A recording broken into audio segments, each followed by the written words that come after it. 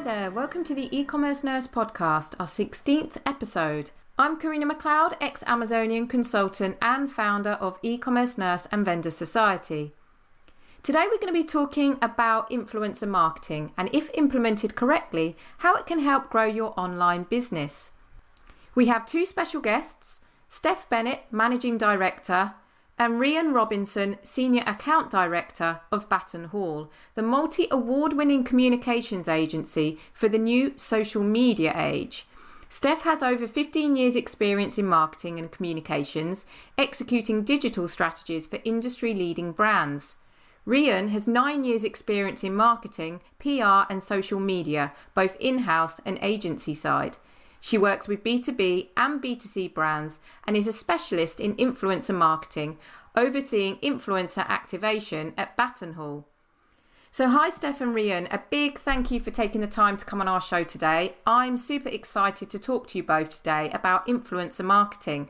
This is definitely an area that is growing rapidly in the online retail world and definitely something a number of brands we work with are seeing successes from.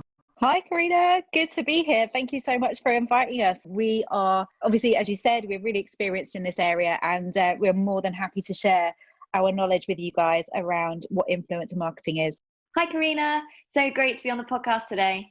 So before we go into any more detail about influencer marketing and all the strategies that brands can implement, I guess it'll be really great for those listeners that are new to influencer marketing to really take a step back and talk about what actual influencer marketing is. Yeah, absolutely. So influencer marketing is really a part of the marketing mix, relatively new for the last couple of years, but it's basically the way that brands are working with individuals who are on social media, who have a really good following and community, and have their fans who help them amplify messages, endorse their products, and kind of offer really authentic recommendations. Obviously, a brand has their own marketing approach and their own messaging, but this kind of just takes it to the next level. I guess what's key to note here is really that the community of fans and followers that they have is really, really integral to part of this. If they are just numbers, if you have like 1 million followers, that doesn't mean to say that they're all really engaged. If you have a really nice, tidy size audience, then you've probably got a lot more engagement, a lot more kind of people tuning into what you have to say. And that is really what we want to see from a good influencer partnership. Yeah, I'd agree, Steph. I think, really at the crux of it, it's when a brand engages an influencer and asks them to promote a product to their target audience with the intention of growing awareness and ultimately generating sales. Fantastic. And I guess that, as you mentioned, engagement is definitely key here, and it's not about quantity, which I guess we're going to come on to as we sort of dive into more depth about what influencer marketing really is and those different strategies, because it is definitely a term that's thrown about a lot, and we often hear it used a lot, or we even find that we've sometimes said it to clients, but actually it just becomes a few words if you don't really know what it means or what's entailed, what's included in it, and how you actually execute it. Because we often find that we get asked, okay, influencer marketing sounds great, but really how easy is it to connect with influencers? I mean, how do you even get hold or get into this kind of network? Yeah, so I think, it can be fairly straightforward, and it really can generate amazing results. But the key is definitely in the identification. So, I think what's really important is not just finding the right influencer to work with, but also activating them in the right way, reaching out to them at the right time with the right message in the right format. And, ultimately, we see a lot of brands that kind of have a list of influencers that they'd really like to work with. But actually, is it likely that they will? I think being quite realistic and selective, really going after quality ones, maybe, building a pool up, quite slowly and gradually. rather than sort of just throwing everything, throwing everything at it and then being, maybe a bit disappointed when it doesn't work out. I think definitely done right, it can go really well. And what's great is that there is so many different ways you can work with them. And, it's not just throwing money at the situation. Yes, of course, sponsored, more sort of formal deals work well, but there is also loads of opportunity to work organically, free of charge with these influencers and content creators. So, it really just is in the positioning, and the balance really of what you want them to do versus ultimately how you're going to incentivize them. Yeah, that's an interesting one. And because I guess you've got clients that sometimes have this list already of who they want to go after, but that can end up being quite different when executed. Is this something like when you're getting hold of the influencers, is it about knocking on their door, or do they often have like managers sort of managing that, or are there like groups out there that you tap into? Yeah, so I guess it really depends on how big they are, really, and kind of how they run as an influencer. Some of them run their channels, really like a business, and they're quite big and very well formed. So yes, of course, they may have teams. They might have agents, people that represent them. But really, if the outreach and the email that you send is really nice and personal, and you've really spent some time getting to know the influencer. Really understanding how they could be of value to you, what you want them to do, and you pitch it in a way that is engaging, but also, it sort of leads with the fact that it is mutually beneficial. Ultimately you're getting something out of it as a brand, but you're also gonna help the influencer too. You're gonna work together, and that kind of whole collaboration side of things is so important. I think if you can lead with that, and make sure that you in your email maybe just sort of really focus on why you think you're a good fit, or what you can offer them, and make it engaging. Don't overwhelm them, especially not if it's the first time you've ever spoken to them. Just tee it up in a really nice, engaging way, and ask them ultimately if they'd like to be involved. I think so many people think that they need to go, in with a fully fledged brief and, loads of information. And, ultimately this influencer the one you want, they may be working with a competitor, or they may have, signed an agreement where they can only work with one brand for the next 6 weeks. You won't know what the influencer, has got going on, mm-hmm. And what their schedule looks like. So I think, just asking them the question, positioning it in an engaging way, and then working together on sort of being flexible to what you'd like to do together, and what you'd like the outputs to look like. That's really kind of absolutely key, I'd say, to the outreach program. Yeah, absolutely. And I think, just to back that up, we often forget that when we're talking on things like social media or to influencers, because we consider them part of a marketing mix, if you assess them as the same type of thing as a print ad or your Amazon retail page or anything like that, you're only thinking two-dimensionally. You're thinking, what do I need to say? I'm going to put it up. I'm going to put it out there. When you're talking to people on social media, or you're talking to an influencer, they're human beings you're talking to, and they have the opportunity to talk back. And it's about building the right relationship. So getting off to on the right foot is so crucial, because that will be like potentially a long-term relationship that you have with that influencer, who can help you not just on one product, but maybe on several.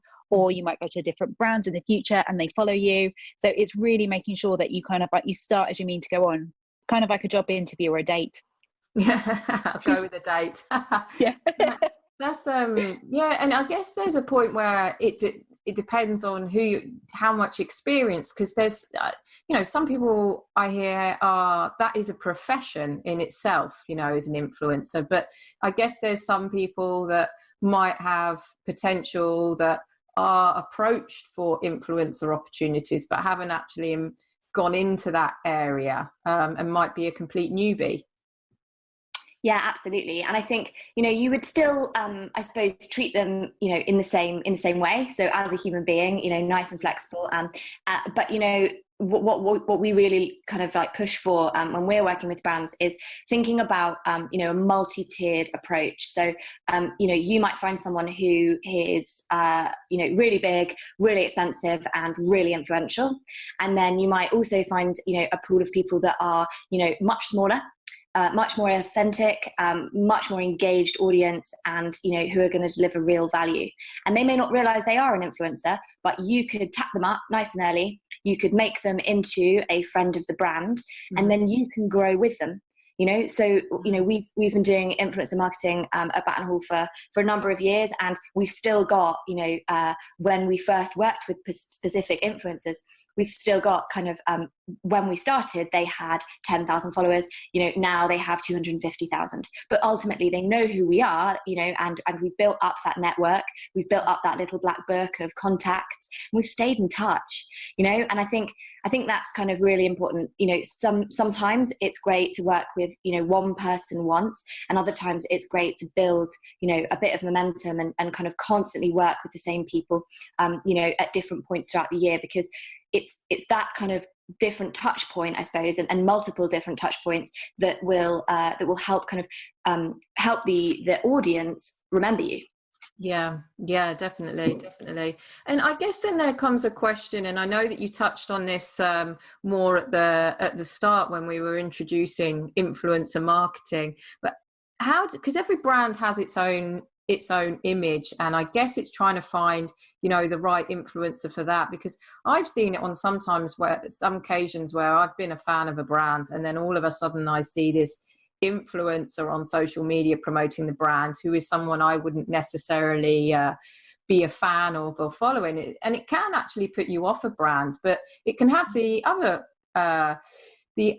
impact, where actually if it's somebody that you find quite inspiring, and then they become an influencer for a certain brand, that then sort of draws you into that brand. So I guess the question is how do you make sure that influencer is right for your brand? Because as you touched on before, it's not necessarily about quantity, about the number of followers. It's more about that individual and how they can engage. Yeah, absolutely. Oh, sorry. Shall I jump in first? Yeah. So I think affinity with a brand or service for an influencer is absolutely key. If I think back to 10 years ago, I was a blogger, and I would put content out. I put content on my social feeds, and I would get approached by lots of different people with their products, and some of them I was just like, oh my God, this is amazing. So I was running at the time, and Decathlon approached me and said, here's some stuff, would you like to post about it or write about it? I got invited to Cambridge Satchel's launch party, WWF. I was like, these are all things I'm all interested in, because I've got a very multifaceted brand. But then every now and again, something really rogue would happen. I remember one day being in the office at Baton Hall, and a courier turned up and gave me a set of 3 flowers in little pots from the Chelsea Flower Show sponsor. So it was some kind of bank or something. They're just, these are for you. And I was like, okay, great. What would you like me to do with them? And it just it missed the mark completely. And they'd obviously spent a lot of money organizing all of that, a lot of time thinking about what they were doing, a lot of time delivering all those things. To no end.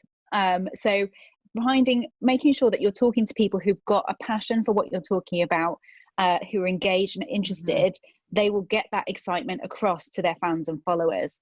And even if you're say you're a fitness instructor and you're doing all these things, but you might also have hobbies or interests that are outside of that, and it gets the audience getting to know you a little bit more as well. And I know Rian and I have worked with beauty brands in the past, particularly in skincare, where we've gone for non-traditional target audiences. So instead of going for beauty influencers, we've looked outside the box, haven't we, Rian?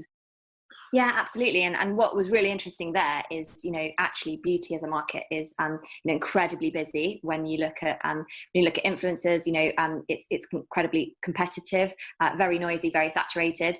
And, beauty influencers are used to hearing from brands, multiple times a day. So in terms of getting cut through, really you need to look at who else maybe needs, some help with their skin. And we found, two amazing pockets of influential people. One was sport. So sporting stars. We worked with a number of Olympians, people that train, in the elements, so extreme skiers, but also, divers and swimmers, because, their professions take its toll on their skin. Similarly, we worked with a gamer, who couldn't believe that she was getting an email about a beauty brand because she'd never received one before. Incredibly high profile person, and leads a fairly nocturnal lifestyle, but still wants to look great on camera.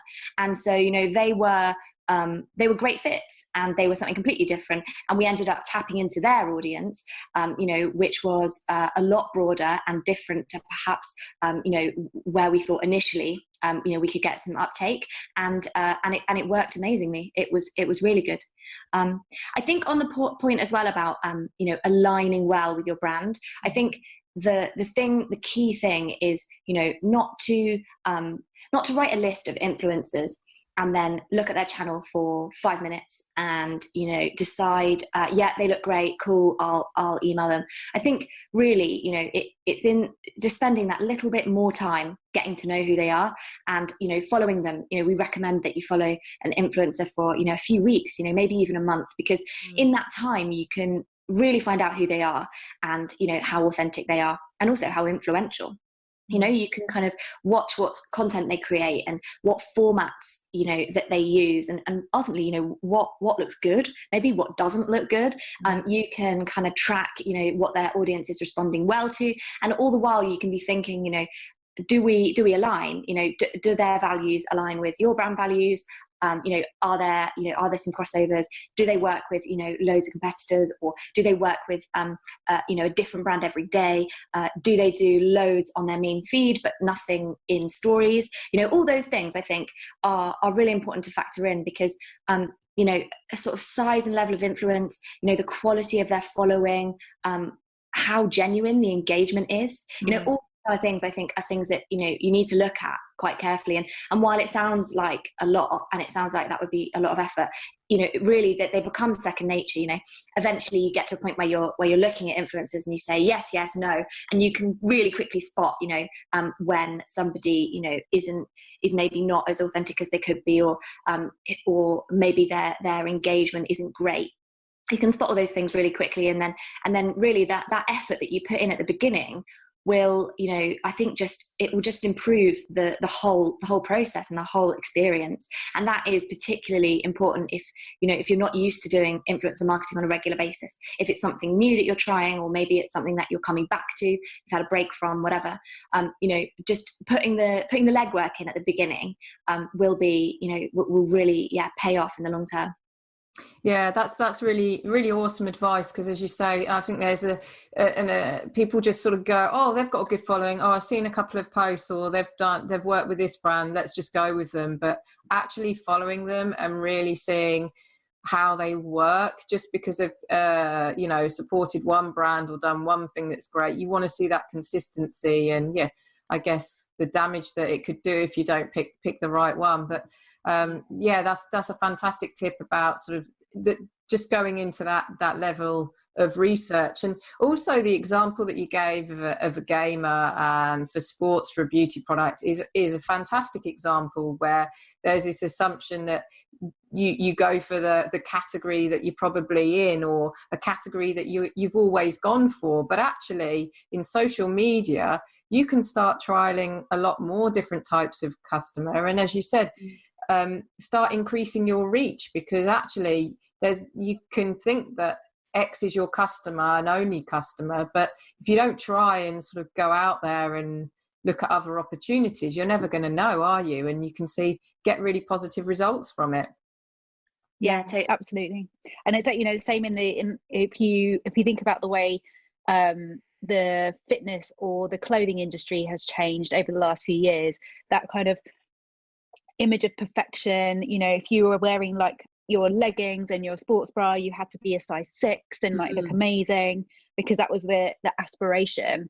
And I think social media and influencer marketing to some degree have actually helped it. There, you know, arguably there's lots of people are still at that upper end of the spectrum, but there are a lot more kind of body positive, image kind of related content that's coming out. So people of all different shapes, sizes, ages, backgrounds are being featured or used to kind of really promote these products in a way that is more accessible. And I think that's the great thing about influencer marketing, where, you know, you can't get a celebrity necessarily to champion your brand and pay, you know, $500,000 for a 5-minute ad or whatever it might be. You can reach people on a much smaller budget who have a much more focused power of influence and have an instant dialogue with their audience. Yeah, definitely. And I guess there's that question there where actually, as you sort of mentioned, there's this authenticity as well versus polished. And everything sort of before social media age, everything was almost polished, the billboards, everything, but that doesn't necessarily mean success on social media. No, and even the lockdown at the moment, you know, we're really stripping back everything, whether that's TV or video content, and even the influencers, you know, travel influencers are no longer able to get to those destinations. So again, they're having to change tack and like look at what else they can do. They don't have the production studios if they're top end. So it's much more simple. And I think that authenticity that we've kind of been craving and has been growing is next level at the moment, because this is the real deal. Yeah. This is who they are, and we all understand it. We're all probably sitting here in leggings with our nice tops on at the moment, pretending that we're half working and half at home. It's a really, really interesting time. Yeah, definitely. I'm here with you. I'm sort of half feeling a bit professional on the top half, in case I get a video, and then the rest is just leggings. Yeah. Awesome.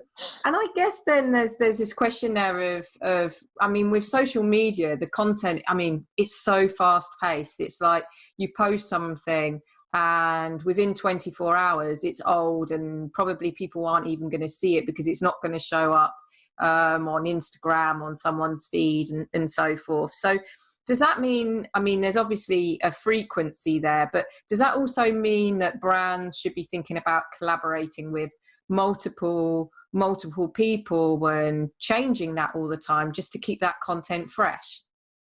So I definitely think having a pool of influencers is great, you know, and making sure that you're staggering, you know, different content going out on different channels, you know, tapping into different audiences and different interest areas.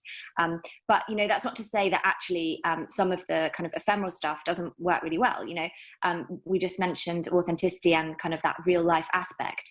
Really, you only get that kind of engagement and interaction on things like stories, you know, and yes, they disappear, you know, after 24 hours, but that's not to say that you couldn't kind of work with your influencer and say that you'd like them to publish, you know, on stories once a week for a number of weeks. You know, you can build out kind of series style content across a number of weeks, which, you know, while they disappear, you know, it's still been building momentum, and it's still creating, you know, multiple touch points for your audience to remember your brand.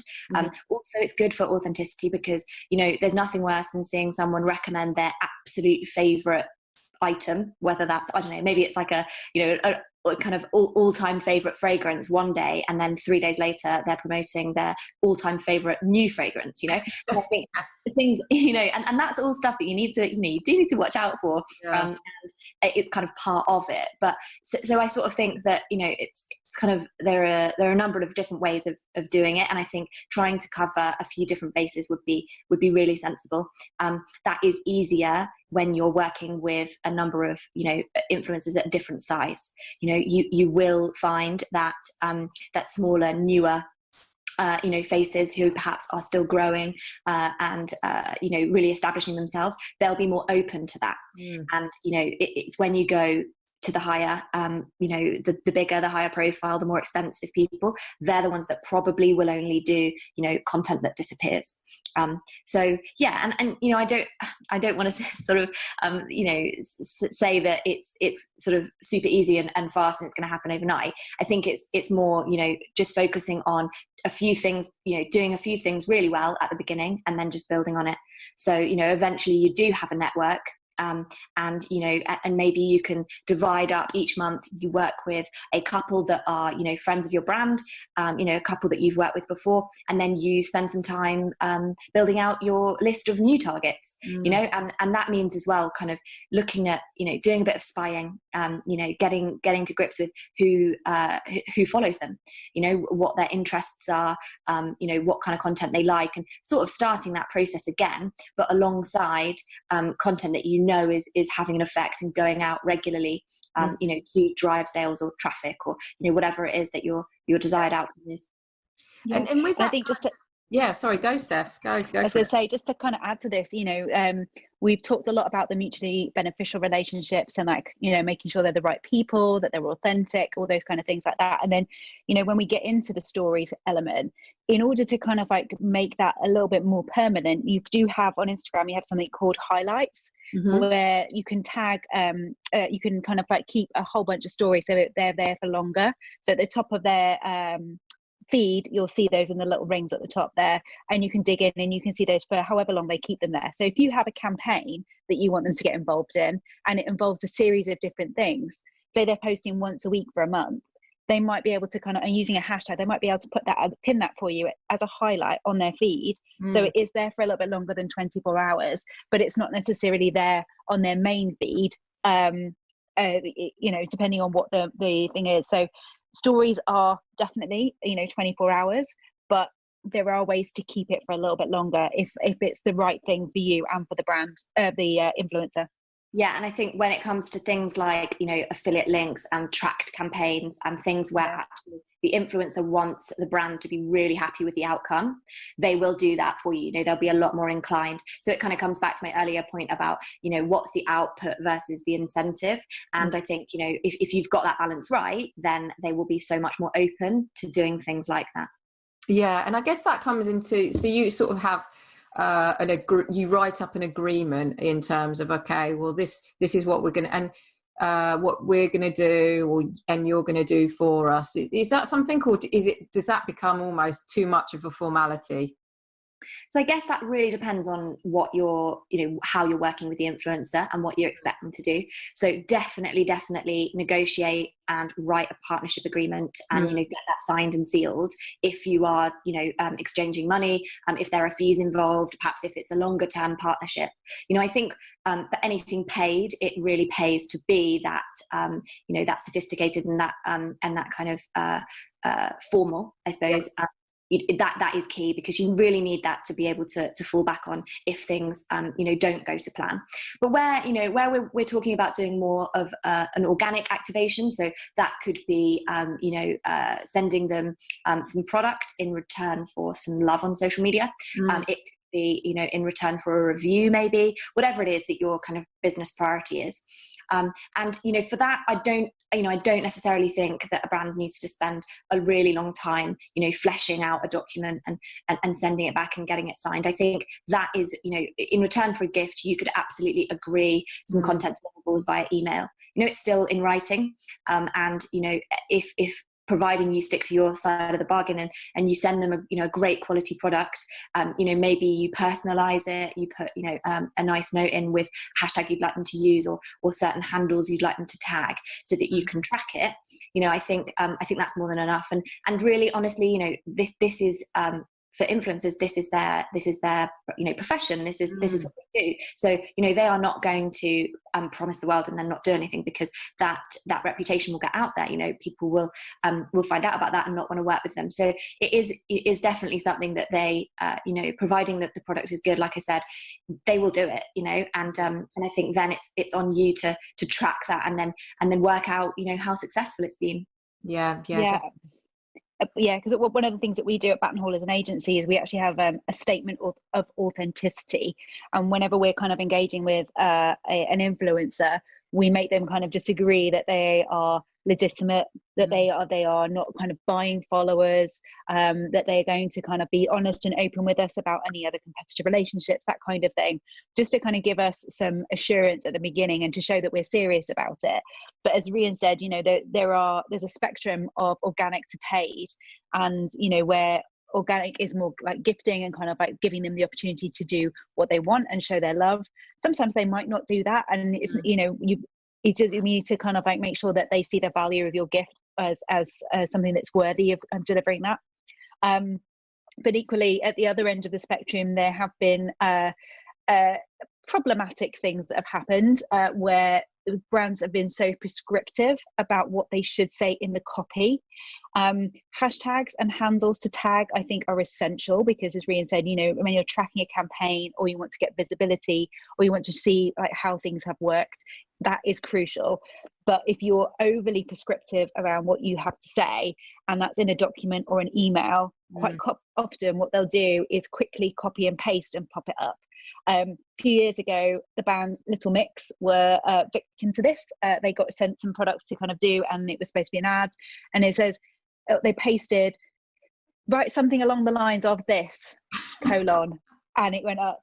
And it took them a little while to notice that that was wrong, because they used to get lots of engagements, but it was quickly kind of like taken down as soon as they did realize. So, you know, as Rian said, the influencers are professionals in their own right. They've kind of like earned their kudos, they've earned their following, they've earned their community that they've built. And so they know how to talk to them in their language. As long as you give them the pointers, the key messages, and the tags and the handles that they need, let them do their magic, because they will be the ones that ultimately show the most authentic message to their followers.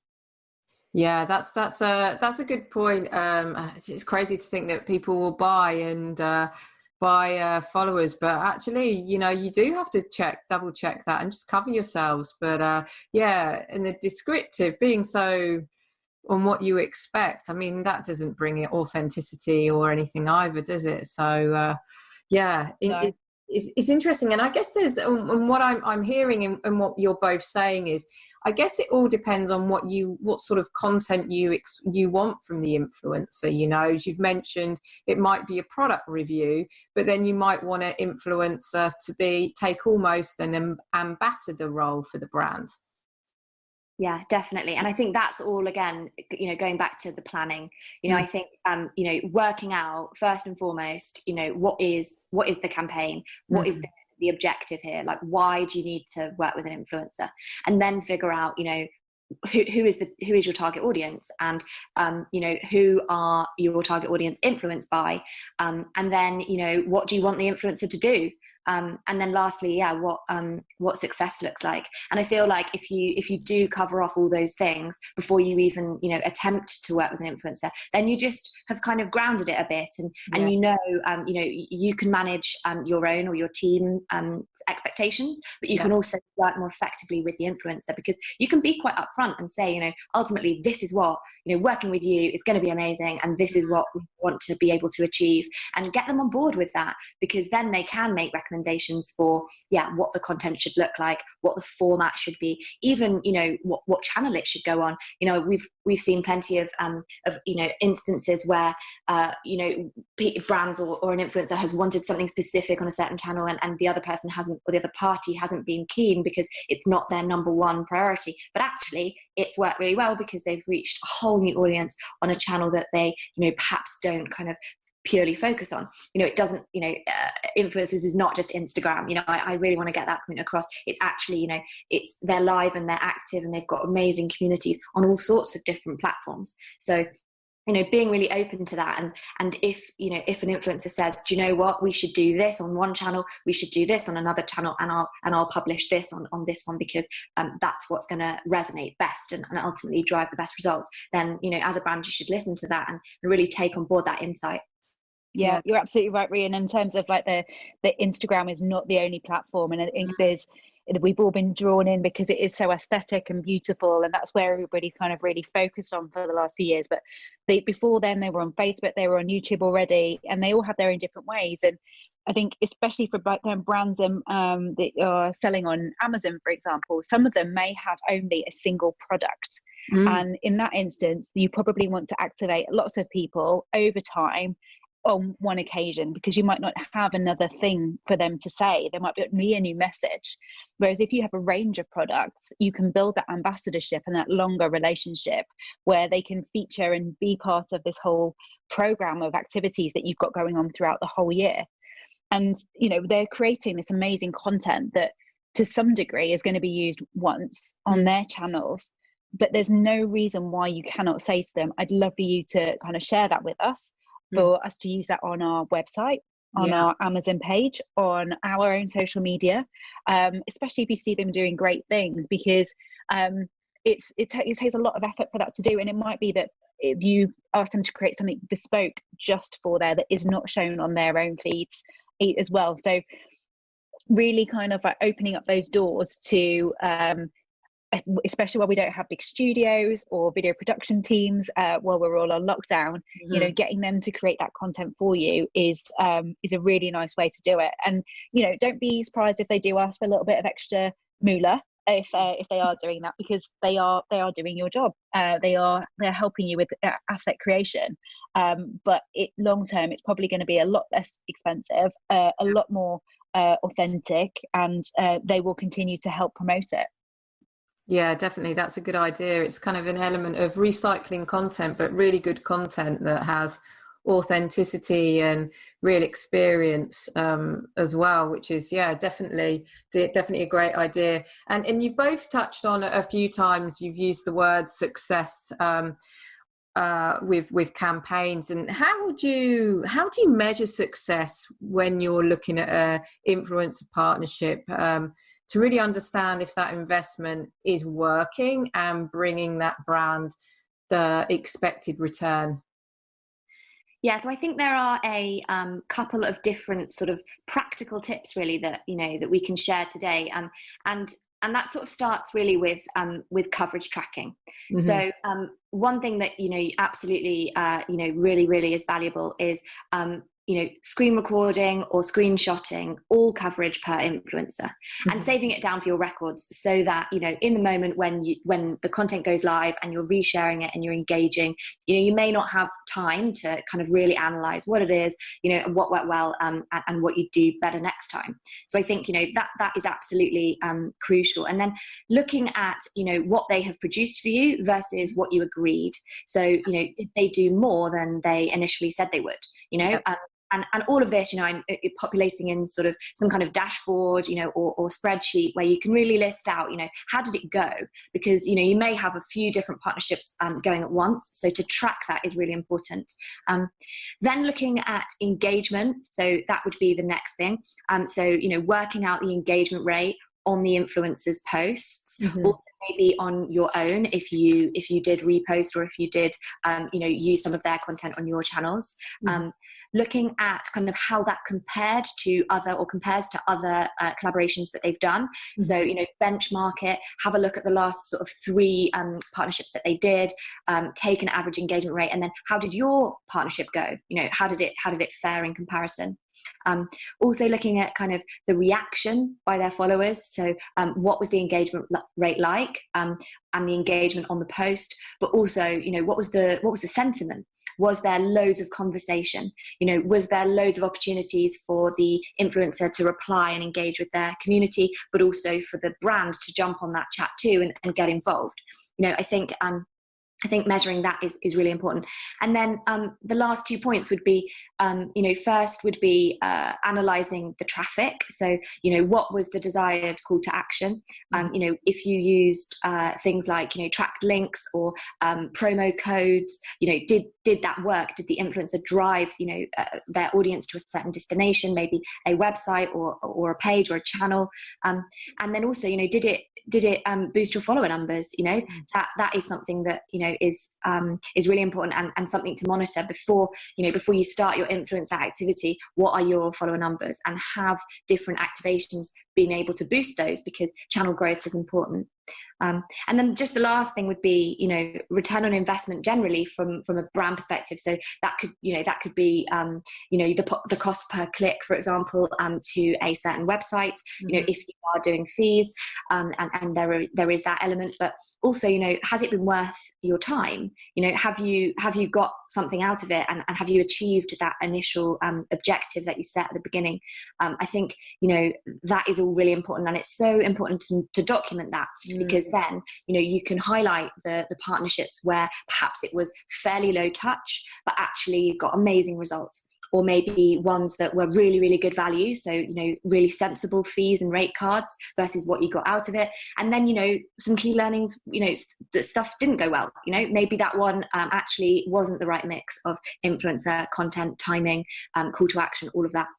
So, yeah, I think that overall, looking at all those various different parts and really kind of looking at success as a whole, and then using the results and the stats to inform, who you're going to work with next, and then, how you're going to engage them and activate them in the future. Yeah, that. I mean, there's loads of things. It just really shows that there are so many and lots of metrics out there that you can be looking at. And I guess a lot also depends on, as you said, what's the overall goal? Is it to increase your traffic or your following, or is it to grow sales? And where you're sort of driving, are you driving the traffic then to a website or to a product page, even a product page on Amazon? And seeing, or a promotional code, as you say, and how many people redeem that offer. And I guess the part that you've sort of mentioned is the comparing the engagement rate, I guess, and how they've been working with other campaigns. But and over time, I guess if you're constantly collating this data, it just makes it easier to compare. Once you do have a lot of campaigns or experience with ads, to see actually you start creating your own internal benchmark.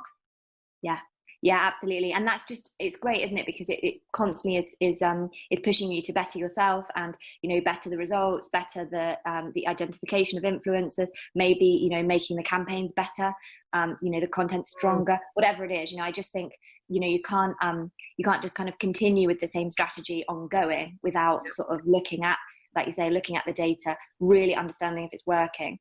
And then tweaking it, I don't think that, there isn't a one size fits all at all. Yeah. And there won't be the same influencer for every product. It really will be about adapting it and changing it to make it the best it can be. Yeah, definitely. Yeah. And if you're a data geek like me, I get really excited about the data and the numbers, which maybe I shouldn't admit to everyone, but yeah, I'm definitely one of those. No, not at all. Steph and I would do that. Yeah, we were talking about this earlier. We were saying, there's lots of kind of fluffy stuff, if you like, with an influencer kind of idea or campaign, but the metrics behind it are so important to kind of understand. And quite often people will see the number and they go, oh, 1 million followers, great, we'll reach 1 million people. That's not the case. You are likely to only engage with a small percentage of their audience. So it could be as little as 5%. And the factors that come into that are varied. So it could be the type of content they put out, the timing that they put it out, the channel that they put it on, and the relevancy to their audience. It really is a complex recipe. So it's making sure that you have your expectations are lower than you might kind of go in with, but the quality of return, hopefully, if it's all kind of done right, will be exactly what you need. Yeah, definitely. Oh, this has been awesome. This has definitely been a topic that I've definitely wanted to learn a lot more about, because it's almost become buzzwords around me, and I'm like, I'm not really quite sure what it all means. And but now this is definitely really insightful for me personally, and I'm sure even for my team listening, and of course all the listeners that listen to this podcast. So thank you guys. You have been awesome in sharing your years of experience and insights.